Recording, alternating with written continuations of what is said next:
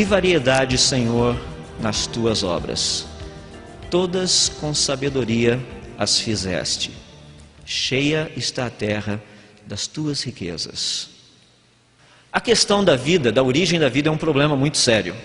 Porque se nós olharmos a proposta criacionista, ela é uma proposta extremamente interessante, porque ela está muito baseada naquilo que a Bíblia nos diz.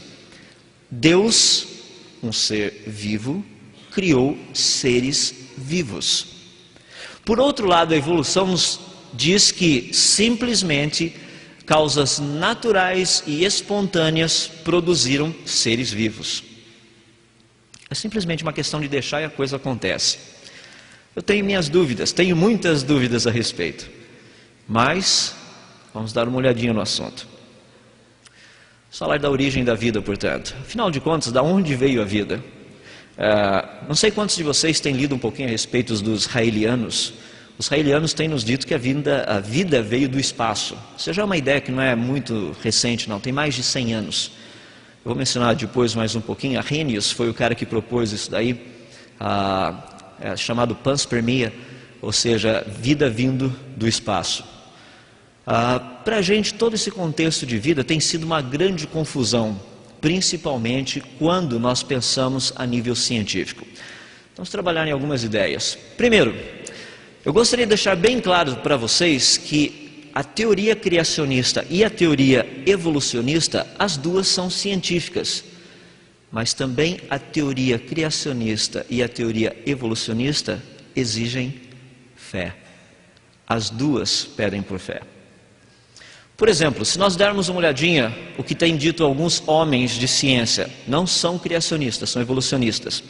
Francis Crick, que descobriu a estrutura do DNA, ele e Watson, recebeu um prêmio Nobel em 1962. Olha o que ele diz: um homem sincero, armado com todo o conhecimento que dispomos agora, só poderia afirmar que, num certo sentido, a origem da vida parece no momento ser quase um milagre. Tantas são as condições que teriam de ser satisfeitas para fazê-la existir. Agora, milagre, vocês têm que concordar que é coisa de igreja, né? Coisa de fé, de religião, esse é o tipo de coisa, isso daí não faz parte da ciência. Outro muito conhecido, George Wald, foi professor de Harvard por muitos anos, também ganhou um prêmio Nobel em 1967. Ele quem descobriu como o olho humano consegue captar imagens, transformar esse negócio em impulsos elétricos e mandar para o cérebro e decodificar, e daí a gente poder enxergar. Então o homem é bom. Ele disse o seguinte: basta contemplar a magnitude desta tarefa para admitir que a geração de um organismo vivo é impossível. Todavia que estamos nós como resultado, creio eu, da geração espontânea. A ideia razoável era crer na geração espontânea. A única outra alternativa seria crer no ato único primário da criação sobrenatural. Não há uma terceira posição.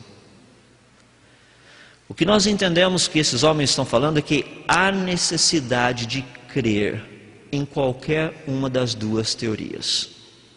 A evolução exige fé, tanto quanto a criação. A proposta das duas é bem simples. A evolução tem uma proposta cronológica no seguinte sentido: primeiro apareceu matéria, depois apareceram compostos orgânicos, daí por fim apareceram a vida simples que nós chamamos, e daí vida complexa. São seres vivos complexos. O processo, de acordo com a evolução, foi espontâneo, foi natural e é um processo provável. É como eu brinco com o pessoal, tudo é possível ao que crê, né? Então até para o ateu também, de vez em quando, ele precisa de fé para essas coisas. Por outro lado, dentro das provas, nós olhamos áreas como paleontologia, como geologia, cosmologia e coisas semelhantes. É onde nós buscamos respaldo para isso. O criacionismo, por outro lado, ele diz que matéria inorgânica e seres vivos apareceram praticamente ao mesmo tempo. Não houve um processo de evolução. Ao mesmo tempo, o processo foi planejado, o processo foi sobrenatural e o processo também é provável. As provas estão aonde? Nas mesmas áreas que nós encontramos da evolução.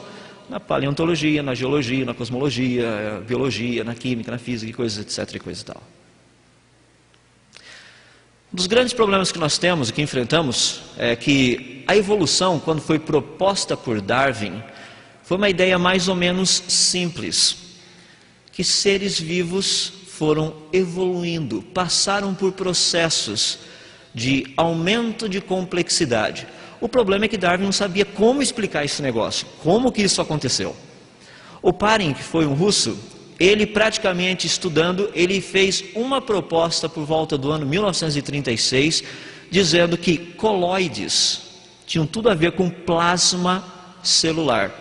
Se você não sabe o que é coloide, eu não vou explicar tudo agora, porque senão a gente vai ficar quase até amanhã cedo explicando a respeito dos coloides e plasma celular. Mas ele viu que tinha algo muito parecido entre esses dois elementos, a célula e os coloides. Daí ele sugeriu a ideia da evolução química. Mas até então, isso foi uma sugestão, por questão de apenas comparação. Nunca, até o presente momento, não foi provado que 100% esse negócio funciona. A gente consegue ver as similaridades. Por exemplo, pneu de carro, a gente precisa colocar ar dentro dele. O seu pulmão também. Não significa isso que seu pulmão é feito de borracha. Ele tem uma certa elasticidade e coisas parecidas.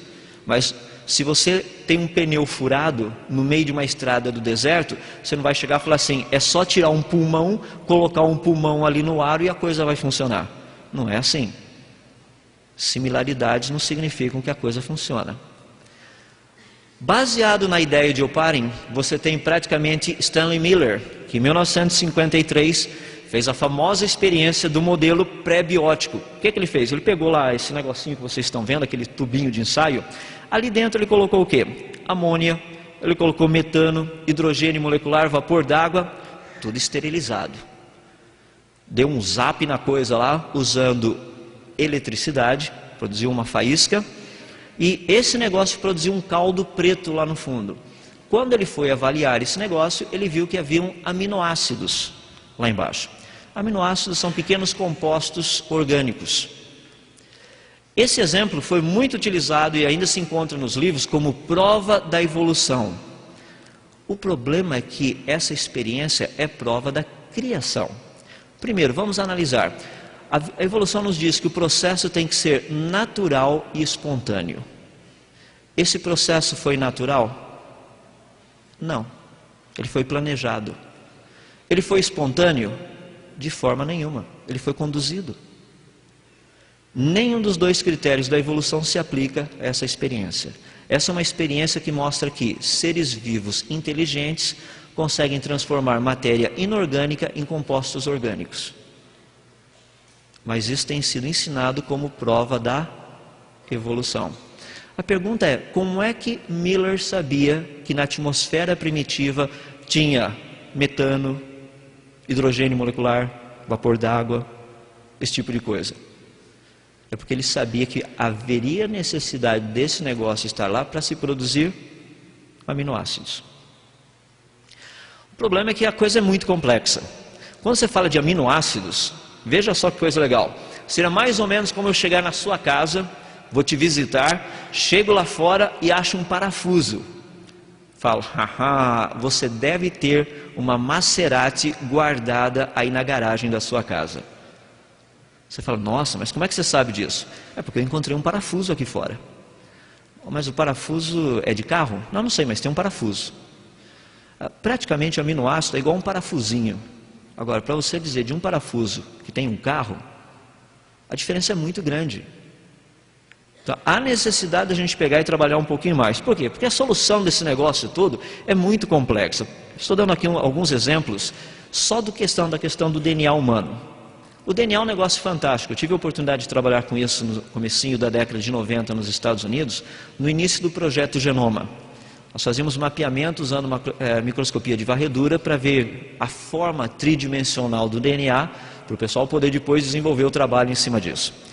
O negócio é fantástico, porque DNA é um negócio tão pequenininho que todas as nossas células do nosso corpo possuem DNA, com exceção das vermelhas, as células vermelhas. Se você pegar um DNA, por exemplo, de uma célula, ele é todo enroladinho. Você estica esse negócio, ele tem 2,10 metros de comprimento. Se você tem 1,75 m mais ou menos e pesa por volta de uns 70 quilos, você tem cerca de 100 trilhões de células no seu corpo. Se eu pegar 2,10 metros, multiplicar por 100 trilhões, dá para ter uma ideia de quantos metros eu tenho. Só para resumir, ficar mais fácil, pega todos os DNAs do seu corpo, liga um no outro, 2,10 metros mais 2,10 mais 2,10, conecta todo esse negócio, daria para você fazer uma linha que iria daqui até a Lua 550 mil vezes. E isso surgiu naturalmente, espontaneamente. É óbvio. Eu fico perguntando ao pessoal, é óbvio que não surgiu espontaneamente, é impossível, o negócio é muito complexo, é muito grande. Você faria pilhas e mais pilhas e mais pilhas de CD-ROM só para gravar o seu material genético ali dentro. De tão simples que ele é. Um pouquinho do DNA. São problemas sérios. Lembra da famosa perguntinha? Quem veio primeiro, o ovo ou a galinha? Se você quiser ser bem científico, você pergunta o seguinte: quem veio primeiro? Foi o DNA ou as 75 proteínas que produzem o DNA? Sabe por quê? Porque o DNA precisa de 75 proteínas para que ele venha à existência. Só que essas 75 proteínas só são produzidas pelo DNA. Quem veio primeiro, o DNA ou as proteínas? Sem dúvida foi o DNA. Porque Deus já criou o ser humano completo, as plantas completas, tudo completo. Produzindo todo o resto. Olha a questão da complexidade, o que Michael Denton, no seu livro Evolução, uma teoria em crise, ele disse o seguinte: a complexidade da mais simples célula conhecida é tão grande que é impossível aceitar que tal objeto possa ter sido colocado junto rapidamente por algum tipo fantástico, altamente improvável de evento. Tal fenômeno seria indistinguível de um milagre. O que a evolução está propondo é nada mais, nada menos do que um milagre. Agora, em milagre por milagre, por que não crer em Deus?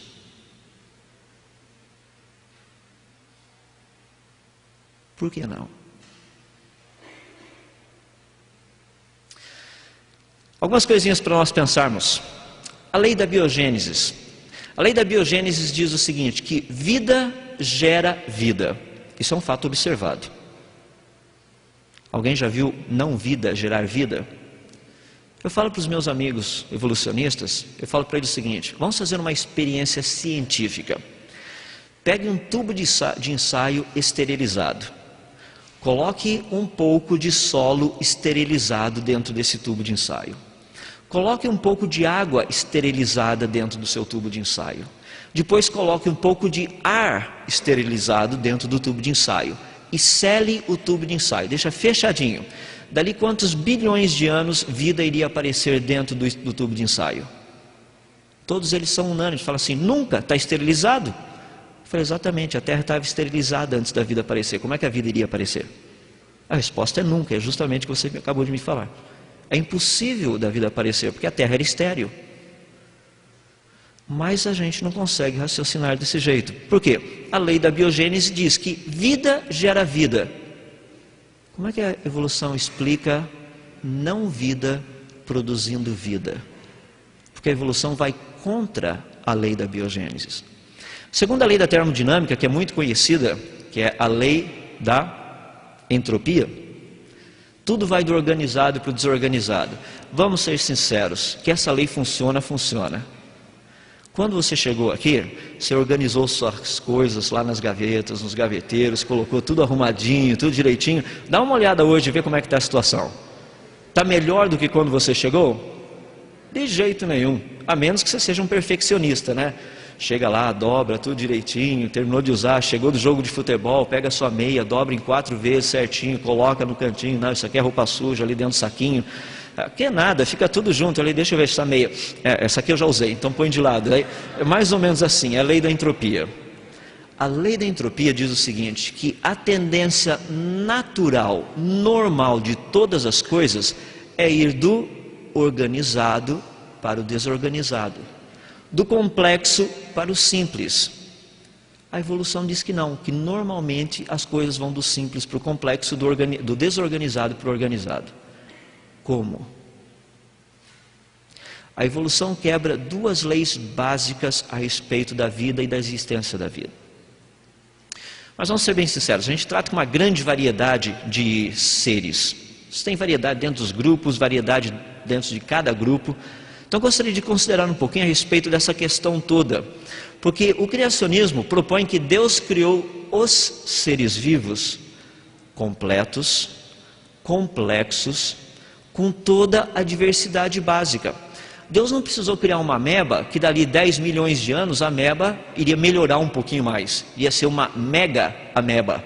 Não, ele já criou a ameba perfeita. Deus criou o homem perfeito. Deus deu ao homem tudo aquilo que ele precisava. Ele não precisaria evoluir com o passar do tempo. Ele já tinha tudo o que ele precisava. Essa é a proposta. Os grupos de animais, a variedade. Existem alguns conceitos básicos que nós trabalhamos com essa variedade, essa grande variedade que a gente tem. Por exemplo, você pega os tipos de cravo que existem por aí. Dá para perceber que existe uma variação de cravos. E você consegue achar um cravo que seria aquele original. E houve uma variação entre eles. Você fala, mas isso daí é a ideia da evolução? Para cravos funciona. Para cravos, eu brinco com o pessoal, cravos, espinhos e espinhas e coisas desse jeito funciona. O problema maior é que isso aí funcionaria para um âmbito um pouco maior. Por exemplo, como funciona a questão da variedade? A evolução diz, um único tipo básico produziu a variedade. O criacionismo diz, de vários tipos básicos nós temos essa variedade. Seria algo mais ou menos assim. Na evolução vocês têm aqui do lado esquerdo de vocês, tem só um negocinho, A, um primeiro ser vivo, daí você tem toda a ramificação que surgiu daquele ser vivo. No caso B, você tem criação de seres, plantas, animais, cada um segundo a sua espécie. Quando você vê a parte de classificação, isso é um negócio que às vezes até desanima. O povo da biologia adora esses negócios aqui, né? Então deixa tudo por conta deles, porque o negócio é assim, tem o reino animal, tem o reino vegetal. Dentro do reino animal tem a divisão, tem o filo, tem a classe, ordem, família, gênero, e lá embaixo tem espécie. Todos esses negócios vocês adoram decorar. A proposta criacionista é um pouco diferente. Só o exemplo dentro do nosso caso. Você tem o seu querido urso, nosso ursinho das cavernas aqui, o urso Spelaus. Você tem o reino animal, divisão, Eumatozoa, o filo, cordados, e a coisa vai até chegar lá embaixo, que é o Spelaus, que é a espécie do urso. Tá? Já imaginou cada vez que você olhasse um animalzinho, você tivesse que recitar a lista inteirinha do peça? A proposta criacionista, que é diferente da evolucionista, porque a evolucionista é a taxonomia, a criacionista é a baraminologia. Essa foi uma proposta feita há 120 anos atrás. Essa proposta foi feita de que a classificação teria que ser realizada baseado na questão genética. Naquela época, sabia-se muito pouco a respeito de material genético.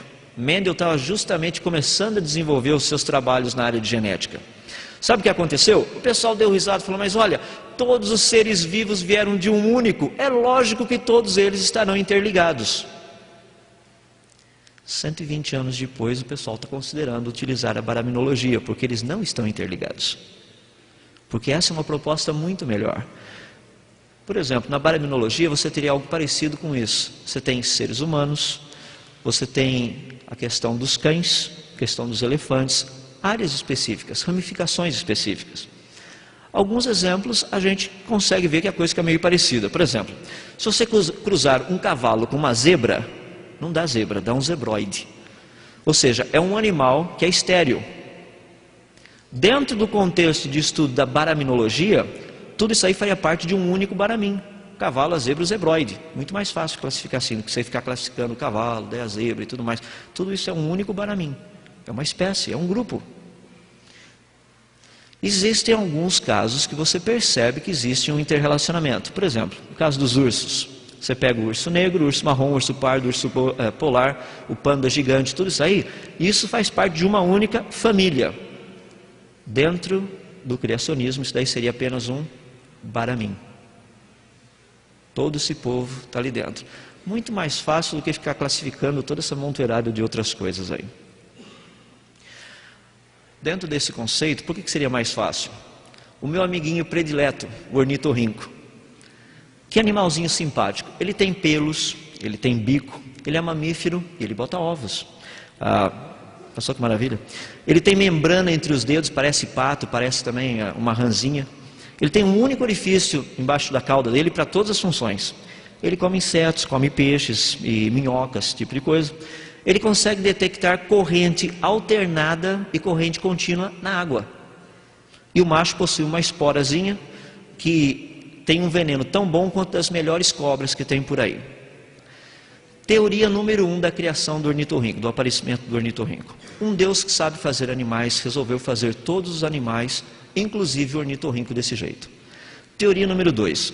Um castor vinha descendo uma ladeira a 150 km por hora. Um pato numa rasante subia na direção oposta e os dois se chocaram na metade do caminho. Resultado, um ornitorrinco. Eu não sei qual das duas teorias você prefere, você pode escolher. A primeira eu acho mais convincente. Eu sei que eu estou brincando, mas é um problema sério. Esse bichinho aí é um problema. Afinal de contas, ele evoluiu ou todos partiram dele? Tem de tudo um pouco. O grande problema que nós temos, quando nós falamos a respeito de evolução e tudo mais, é o seguinte: quais são os mecanismos, por assim dizer, que interferem na modificação dos seres vivos? Por exemplo, olha a variedade de cores que existem aqui, com respeito à pele, não com respeito à roupa, tá? Mas com respeito à pele. Altura, formas. Por que nós somos do jeito que nós somos, afinal de contas? Por que essa grande variedade? E outro, baseado em quais mecanismos é que os seres vivos podem se modificar? Então eu gostaria de olhar rapidamente em alguns deles. A biodiversidade, essa variedade que existe por aí. Por exemplo, Darwin, ele pegou e deu uma olhadinha nos tentilhões, esse grupo de passarinhos, viu uma variedade entre eles, e falou assim: haha, isso aí é adaptação. Ou seja, o meio ambiente influencia. É verdade, o meio ambiente influencia. A gente não tem dúvida. Existe uma grande variação ali dentro. E a gente percebe isso. O grande problema que nós temos é que você percebe que essa variação, ela obedece padrões. Por exemplo, pega um grupo de passarinhos aí. Você tem algumas variações dentro do que a gente chama de seleção. Isso aí a gente chama de adaptação e refinamento. Então você tem um pássaro, numa determinada situação, ele vai ter um bico. Numa outra situação, você pode perceber que o biquinho dele mudou. Agora tem um bico um pouco maior, às vezes o pássaro ficou um pouco maior. E dependendo do local, você vai ter dois grupos formados. Um que tem um bicão, um que tem um biquinho. É possível isso. Por quê? Porque esses animais, esses pássaros, tinham material genético que ofereciam a possibilidade de qualquer um dos dois. Um exemplo que nós temos de adaptação e refinamento, você tem, por exemplo, o nosso caso aí das mariposas. Deixa-me dar um exemplo que também é bem conhecido, do urso polar. Se você pegar, por exemplo, um urso pardo, o urso pardo tem material genético para chegar a ser um urso polar. Ou seja, se você pegar uma família de ursos pardos, colocar lá no meio do gelo e deixar esse povo lá, daqui a um tempo eles vão ter todo mundo branquinho. O problema é que o urso polar não tem mais material genético para voltar a ser urso pardo. Ele se adaptou, sem dúvida, só que ele perdeu material genético. Então, quando a gente trata de adaptação, nós não estamos falando de evolução, não está melhorando. Você está o quê? Selecionando, perdendo. Isso é passado para a gente lá na escola como evolução. Não é esse o processo. Mutação, todo mundo fala muito de mutação. Toda mutação que a gente conhece não faz bem, só faz mal. Então não sei como um monte de coisa que não faz mal iria produzir o bem. Só na Bíblia que Deus diz que até o mal Ele usa para o bem. Porque todas as coisas cooperam para o bem daqueles que amam a Deus, é o que a Bíblia nos ensina. Mas no caso de mutações, tudo que a gente tem estudado só produz o mal. Por exemplo, a ervilha, que foi muito estudado por Mendel. Se a ervilha tem muita folha, que é um tipo de mutação, a plantinha, as ervilhas praticamente são ou pequenininhas ou não aparecem. Se as ervilhas não têm, o pezinho não tem folha nenhuma, não nasce ervilha. Ou seja, as mutações não produzem nada bom. Tem que ser aquele pezinho que tem um tipo de folha, uma quantidade de folha. Mutações não resolvem nada. A gente tem visto isso com respeito a moscas. Faz mais de 100 anos que a gente está estudando as mosquinhas. Sabe o que acontece até o presente momento? Não melhorou absolutamente nada. Mutação não produziu nenhuma super mosca. Já pensou, de repente, aparece uma mosquinha, bzz, bzz, bzz. Você fala, uau, essa daqui é Tchan. Não no grupo Tchan, mas é uma super mosca. Tá? Aquela mosquinha assim que tem... Já nasceram moscas com 4 olhos. Você fala, mas isso não é uma mutação? É, mas com 4 olhos ela tem condição de ver melhor do que uma que tem 2. O problema é que os 2 olhos que nasceram estavam embaixo das asas e não estavam conectados em lugar nenhum. Ou seja, imagina você ter 2 olhos aqui atrás e eles não funcionam. Você só tem mais material para carregar. Não melhorou em nada, só atrapalha. O transformismo de Lamarck. Eu gosto do Lamarck. Eu acho que é um daqueles caras assim, brilhantes. Vê só, eu não estou assim zoando com ele não. Só que é um cara brilhantemente errado. Pega a ideia de Lamarck. Lamarck propõe mudanças nas circunstâncias, mudança dos costumes, mudança nos atos, mudança nos órgãos. Tão bonito, né? Parece até que faz sentido. A girafa de Lamarck. Ele não era uma girafa, nem tinha uma girafa, mas é o exemplo dele. A ideia é mais ou menos assim. A girafa no passado tinha um pescoço pequenininho. Como a alimentação foi desaparecendo aqui de baixo, a girafa precisou esticar o pescoço. À medida que os anos foram passando, os filhos foram nascendo mais pescoçudos, até chegar uma monteirada de girafa com um pescoção no tamanho que tem. Daí eu pergunto para o pessoal, mas por que cavalo também não tem um baita de um pescoção igual a girafa? Por que vaca não tem pescoção igual a girafa também? Não, porque a questão da girafa foi uma questão localizada. Naquele lugar só tinha girafa. Essa é uma explicação científica, só tinha girafa. Posso fazer uma pergunta sem querer ofender? A água sempre esteve lá embaixo, por que a perninha dela não encolheu?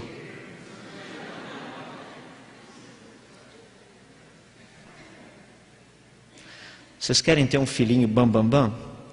Manda seu futuro esposo para a academia. Faz exercício. O cara volta com os músculos assim desse tamanho. O seu filhinho nasce como? Igual a todos os outros. Seu esposo só fez exercício à toa. À toa não, ganha um músculo assim, ficou melhor. Tanto essa questão de Lamarck, o pessoal tem revisado e dentro de um grupo de cientistas evolucionistas, o pessoal nem considera mais o lamarckismo. Só para vocês terem uma ideia. Mas a gente continua ensinando por aí, porque cai no vestibular, afinal de contas, né? A gente precisa aprender, senão você não entra na faculdade. Questão da especiação. O pessoal fala, não, mas olha, aqui você tem um grupo de florzinhas, e ali na frente, olha lá que beleza, só tem aquela florzinha que é diferente dessas aqui, aquela lá melhorou. Não, não foi isso. É que o solo onde caiu aquela sementinha é um solo tóxico. Apenas as sementinhas que caíram ali, que tinham material genético suficiente, capaz de sobreviver naquele solo tóxico, é que sobreviveram. As outras sementinhas não produziram florzinha nenhuma por ali. Dali para frente a única coisa que continua é só produzindo aquele tipo de flor ou de planta que tem material genético que consegue sobreviver naquele solo tóxico. Ela não criou nada de melhor. É o que nós vemos, por exemplo, no famoso exemplo das moscas. Você tem mosca, a gente aplica o quê? DDT, acaba com a mosca, todo mundo fica feliz. Daqui a pouco aparece mosca de novo e o pessoal vai lá, passa DDT e não mata mais as moscas. A mosca adquiriu resistência. Com o genoma agora da mosca, a gente tem feito alguns estudos, a gente percebe que as moscas que não morreram por causa do DDT, é porque elas já tinham a resistência. O problema é que morreram as que não tinham resistência. Apenas sobreviveram e continuaram se procriando as que já tinham resistência. É por isso que o DDT não funciona mais. É por isso que agora estuda-se a questão de venenos genéticos, para matar aquele tipo específico de genótipo. O pessoal fala de embriologia, somos todos muito parecidos, tanto é que o Henkel colocou todo esse negócio, um monte de embriõezinhos ali, né, tudo parecido, tudo certinho, falando, tá vendo só, olha que bonito, todos nós tivemos uma origem comum, todos nós viemos dos batráquios, ou seja lá do que você quiser.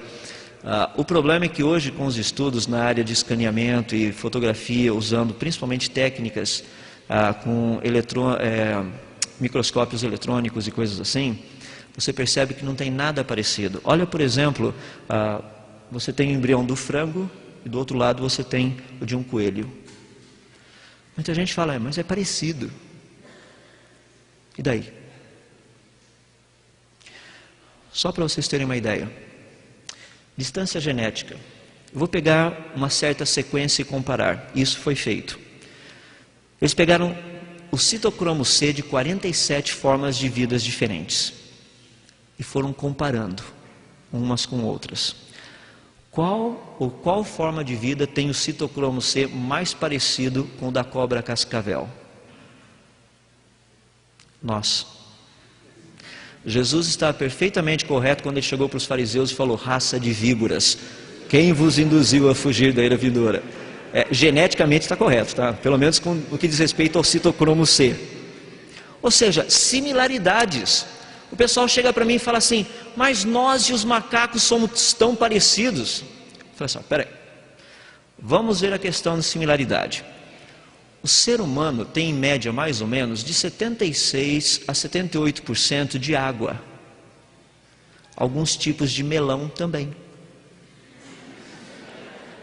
Ou seja, o ser humano deve ter vindo do melão. Porque a quantidade de água é igual. Você fala, mas assim não pode. Esse é o problema. O que você está comparando com o quê? Você puxa a sardinha para o lado que você quiser. Nós temos que comparar o todo, não apenas pedaços. Já mencionei para vocês ontem, antes de ontem, a questão do beta-globin, aquela comparação que foi feita do material genético, que saiu na Veja, saiu também na questão do Fantástico e tudo mais aí. Nosso querido macaquinho vive morrendo de dar risada a gente, sem dúvida. Porque a gente não aprendeu a fazer regra de 3 ainda. 99,4% de todo o material genético, ou seja, de todo o material genético analisado, 97 genes, dizem que nós somos parecidos, ou seja, 0,6% de diferença. É o que eu mencionei para vocês. Se a gente pegar todo o material genético, que são praticamente um mínimo de 30 mil genes, supondo que tudo é duplicado, ou seja, você teria 15 mil genes, 97 genes de 15 mil, isso significa 0,65%. 0,65% de todo o material genético dá uma diferença de 0,6%. 100% daria uma diferença de 92,3%. Bem parecido, né? Nós só somos 92,3% diferentes dos macacos. Não, mas esses... Tá bom. Similaridades. Olha que coisa interessante. Isso daí foi escrito pelo Dr. Colin Patterson. Ele é o cientista oficial do British Museum. Ele quem cuida praticamente de toda essa questão de avaliação de material e material genético. Ele diz o seguinte, comparando DNA e RNA. Não existe nenhum traço de evidência a nível molecular para a tradicional sequência apresentada pela evolução. Vida marinha primitiva, peixe, anfíbio, réptil, mamífero. Cada categoria de organismos parece ser quase que igualmente isolada. A gente trabalha com recombinação. É o que eu gostaria de entrar um pouquinho aí com a gente agora, tratar dos seres humanos. É claro que isso aqui não é um ser humano, tá? Eu só estou dando um exemplo assim de questão de cor, como a coisa funciona. Estou juntando pai e mãe, quais são as possibilidades de colorido que a gente conseguiria. Por quê? Porque a gente vê isso na raça humana. Existe uma beleza muito grande, e isso daí, quando eu vi esse estudo e o pessoal trabalhou em cima disso, eu fiquei muito impressionado. Você junta material genético do pai e da mãe. No caso, vou combinar emão, eminho do pai, emão, eminho da mãe. A gente vai fazer uma combinação do material genético, os genes dominantes e os recessivos, com respeito à pele, cor de pele. Então, quais seriam as possibilidades? O que foi feito por um grupo de cientistas foi o seguinte, eles pegaram toda a variedade de cores conhecida nesse planeta, e a proposta foi, se houvesse um casal, que foi o casal da qual toda a raça humana se originou, qual seria a cor desse casal? Começou da seguinte forma. Você pega, por exemplo, ali, eu vou juntar emão, eminho, irmão, eminho. Então estou juntando irmão, irmão, irmão, irmão, no caso do pai e da mãe. Se o pai e a mãe tivessem irmão, irmão, eu teria uma pessoa negra. Se o pai e a mãe tivessem eminho, eminho, eu teria uma pessoa branca. Só que o problema é que com um casal que fosse eminho, eminho, jamais teria condição de dar um irmão, irmão. Ou seja, se você começa com um casal que fossem brancos, jamais nós teríamos os negros. Se você começasse com um casal que fossem negros, você jamais teria os brancos. Daí você chega e fala assim, mas poderia começar com um que fosse negro e um que fosse branco. Daí você tem irmão, irmão e eminho, eminho. Mas vamos seguir um pouquinho mais. Pegar um pouquinho mais de combinações. Agora eu vou tratar com 7 combinações. Irmão, irmão, irmão, ou eminho, eminho, eminho. Essas são as possibilidades de variações de cores. Mas olha a cor predominante, a cor do meio. Essa corzinha do meio é a cor, digo a cor do meio aqui do lado, que está nos 50%, é aquele irmão, eminho, irmão, eminho, irmão, eminho. Essa é a cor básica. Dessa cor básica você consegue produzir o negro, consegue produzir o branco. Eu vou parar nas 9 combinações por uma questão óbvia. Se vocês derem uma olhadinha, vocês vão saber o porquê. Chegou um ponto assim que ia ficar muito complicado a coisa, não valeria a pena. Então vou parar só nos 9. Olha o zoê de cores. Sabe o que é interessante? A cor irmão, eminho, a cor genética, seria mais ou menos o pele vermelha americano, um pouquinho mais tendendo para o claro. Por incrível que se pareça, essa é a cor da terra, não da areia, cor da terra. Quando você abre no livro de Gênesis, capítulo 2, você vê um homem chamado Adão, cujo nome significa da terra ou da cor da terra. Eva tinha o mesmo material genético de Adão, ela foi tirada do lado, só mudou um cromossomo porque ela era mulher, o resto era tudo igual. Mesmo material genético. Até geneticamente falando, a Bíblia está correta. Porque para produzir essa variedade que nós temos aqui, você teria que começar com um casal que fosse da cor da terra. Então é impressionante. Questão da biodiversidade. E aí é que a coisa agora pega. A gente vai entrar na área de macroevolução e microevolução. Microevolução significa mudanças dentro da mesma espécie. Macroevolução significa mudança de uma espécie para outra. Eu gostaria de provar para vocês que a evolução por si mesmo não tem condição de acontecer, usando o próprio argumento da evolução. Nós vamos começar da seguinte forma. A evolução diz que só sobrevive o melhor dotado. O criacionismo também. Só chega no céu quem é bem dotado. Só. E seu dote tem que ser bom, o Espírito de Deus, no mínimo. Mas aqui é outro tipo de ser dotado, ser capacitado. Vamos ver, eu tenho uma família de répteis. E aqui eu tenho um réptilzinho, que eu vou chamar de avô. Esse meu réptil, ele tem um filho. O filho dele, ele começa as patinhas a se parecer com asas. Mas não são asas, está começando a aparecer. Lembra que é microevolução. A coisa já muda de repente, aos poucos. Então você tem um filho desse réptil que a patinha começando a parecer com asa. Daí esse réptil agora, eu vou dar para ele o nome de pai só para ficar mais fácil. Então você tem o avô, que é o primeiro. Daí o segundo eu vou chamar de pai. O pai agora tem um filho. Esse filhinho dele nasce com as patinhas um pouquinho mais parecidas com asa. Mas ainda não são asa. Lembra que é microevolução. Esse daqui eu chamei de filho. Daí esse filho, ele tem um filho, que eu vou chamar de neto. Esse neto, esse outro réptilzinho, ele tem patinhas que são mais parecidas com asa ainda, mas não são asa. De repente você encontra o avô, o pai, o filho e o neto. Todos reunidos, reunião de família, todo mundo feliz e satisfeito. Aparece um animal predador. Todo mundo sai correndo. Qual deles está melhor capacitado para fugir? O avô. O que tem as patas originais. Os outros que estão passando por fase de transição são os menos capacitados. Eles são os que vão desaparecer. Pela evolução, a evolução não acontece. No entanto, a gente simplesmente aceita o processo. O menos capacitado é o que está passando pela transformação. Agora, seria ridículo, né? Imagina só, o avô e a avó, os dois ali, contentes, primeiro filhinho que vai nascer, vai lá, o ovinho, de repente, piu. O avô fala assim, não, pera aí, eu entendo a respeito de mutação genética, mas isso é um exagero. Vamos botar os pingos nos is aí, da onde veio esse ovo aqui, mulher? Entende? A situação é tão crítica atualmente que a mutação, chamada microevolução, passando por milhares e milhares de microevoluções até chegar numa outra espécie, essa ideia já foi totalmente abandonada. Por quê? Porque não funciona. A gente sabe que não funciona.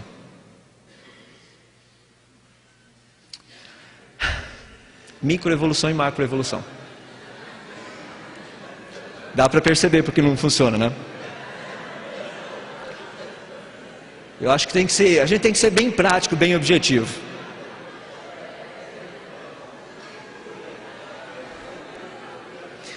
Se você crê em macroevolução, você pode ir da parte de baixo para de cima ou da de cima para de baixo. Você escolhe o processo. Mas se você não crê em macroevolução, você apenas aceita a microevolução, você apenas permanece nas filas horizontais. Ou seja, variedade de cães, variedade de seres humanos. Só de brincadeirinha, qual o seu predileto? Vou fazer uma votação aqui. O meu, assim, esse rapaz aqui da ponta, para mim é 10 esse cara, viu? Ele e o bulldogzinho dele. Agora, essa primeira garota aqui desse lado também, ó. Para ser bem sincero, eu gostei de todos, mas depois você escolhe. Muitas vezes a aparência é mera coincidência. E a gente precisa ter essas coisas, esses princípios bem guardados. Lei de Mendel. As unidades hereditárias chamadas genes se recombinam em formas diferentes de uma geração para outra. Diferentes combinações são formadas, não novos genes. Isso é o que a gente sabe. Tais combinações produzem o quê? Variações dentro de uma mesma espécie. Contudo, existe um limite para que tais combinações se sucedam. Só uma pequena revisão. Origem da vida. Deus, um ser vivo, criou seres vivos. É a proposta criacionista. Evolução, matéria inorgânica, produziu vida. Lei científica, biogênesis. Vamos pegar mais uma. Desenvolvimento da vida. Criacionismo. Vida naturalmente tende para o caos e desorganização. Seres vivos completos, complexos, criados com toda a sua diversidade. Com o passar do tempo, apenas coisas vão acontecer que vão piorar a questão desses seres vivos. Evolução. Vida naturalmente tende para um aumento de complexidade. Lei científica, segundo a lei da termodinâmica. Todos os sistemas espontaneamente seguem na direção do complexo para o simples, do organizado para o desorganizado.